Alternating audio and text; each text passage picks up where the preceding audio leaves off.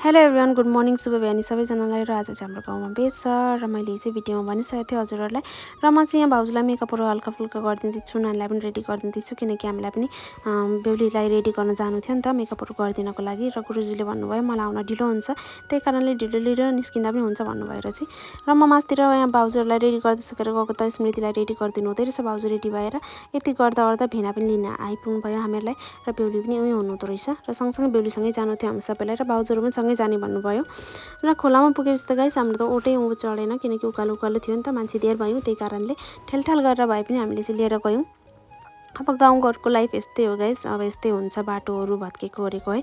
र हामी चाहिँ मल्कुन मन्दिर पनि पुगिसक्यौँ र यही मन्दिरमा चाहिँ हामीले बेहुलीलाई रेडीहरू गरिदिनुपर्छ भनेर गयौँ। र बेहुलीलाई मेकअप गरिदिनु पर्यो भनेको त गाइस मेकअपको सामानहरू त सबै भुलेर आउनुभएको रहेछ।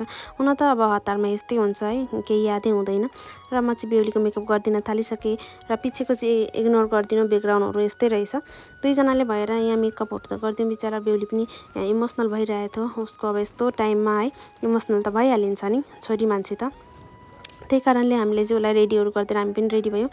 र बेहुलीको लुक चाहिँ यस्तो आइरहेछ गाइस। एकछिन बेहुलीलाई राखेर हामीले चाहिँ फोटोजहरू भिडियोजहरू क्लिक गरौँ भनेर गयौँ। सबैजना भेला भएको होला, दिदी बहिनी भाउजू नन्दहरू सबै मिलेर है, किनकि सधैँभरि सँगै त हुँदैन, भेला भएको होला थोरै इन्जोय गरौँ भनेर।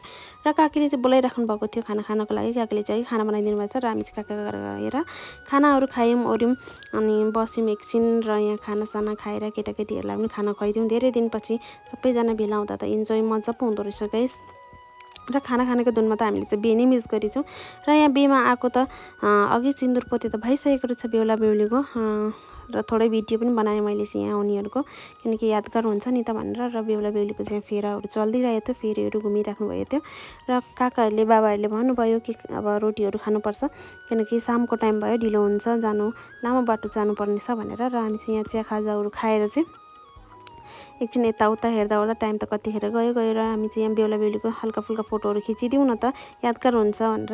बेहुली चाहिँ थोरै इमोसनल भइरहेको थियो, उसको माइतीहरूलाई याद गर्नुभयो होला नि, त्यही कारणले। र बेहुला बेहुलीलाई चाहिँ पठाएर हामी चाहिँ घर गयौँ। घर गएर चाहिँ हामी खानासाना खाएर चाहिँ बेघरमा जाँदाखेरि त अघि सबै भेला भएर इन्जोय गरिराख्नु भएको रहेछ। हिजोको जस्तै आज पनि हामी चाहिँ थोडा लेट भयौँ। र यहाँ नाचगान पनि भइरहेको छ, सबैको फरमाइसमा बेहुला बेहुलीलाई नचाउने भनेर चाहिँ नचाउने कुरो आयो। र यहाँ बेहुला बेहुली मम्मी बाबाहरू चाहिँ नाच्न थाल्नुभयो।